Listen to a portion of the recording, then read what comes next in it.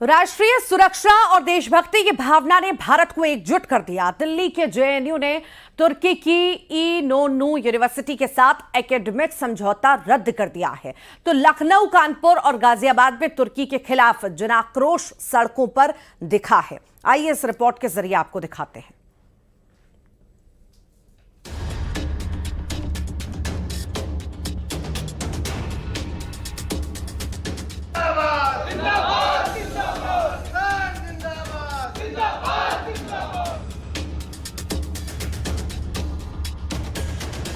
राष्ट्रीय सुरक्षा सबसे ऊपर है।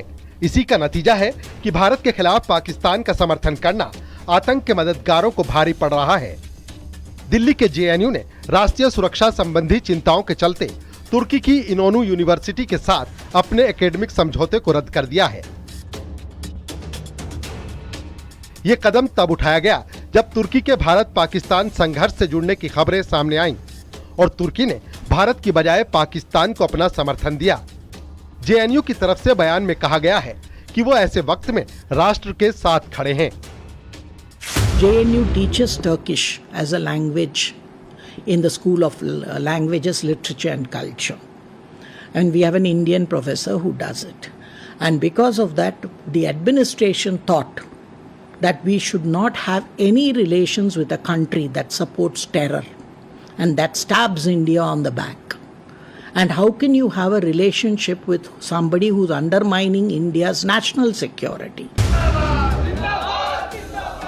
उधर लखनऊ के छोटे इमामबाड़े के बाहर शिया धर्मगुरुओं और मुस्लिम समाज ने तुर्की के खिलाफ हुंकार भरी।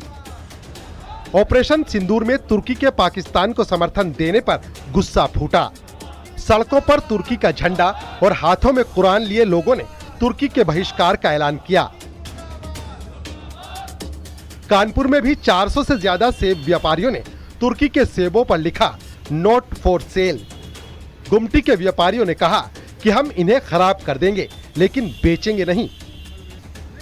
टर्की ने पाकिस्तान को हेल्प किया ड्रोन्स भेज के, तो हम टर्की का बहिष्कार करते हैं। मेरे सेब सड़ जाए मैं फेंक दूं, मेरे को मंजूर है, लेकिन जिसने मदद की पाकिस्तान की, मैं उसका कभी साथ नहीं देने वाला।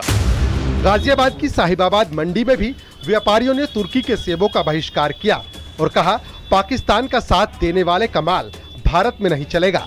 ये नया भारत है जो देशभक्ति में एकजुट है। ऑपरेशन सिंदूर में भारत ने आतंकवाद को कुचला तो तुर्की के पाकिस्तान समर्थन ने देश को आग बबूला कर दिया।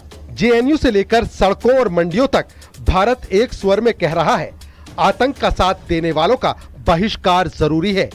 ये है भारत की ताकत, ये है भारत का जोश। Bureau report, news 18। लंदन में नीरव मोदी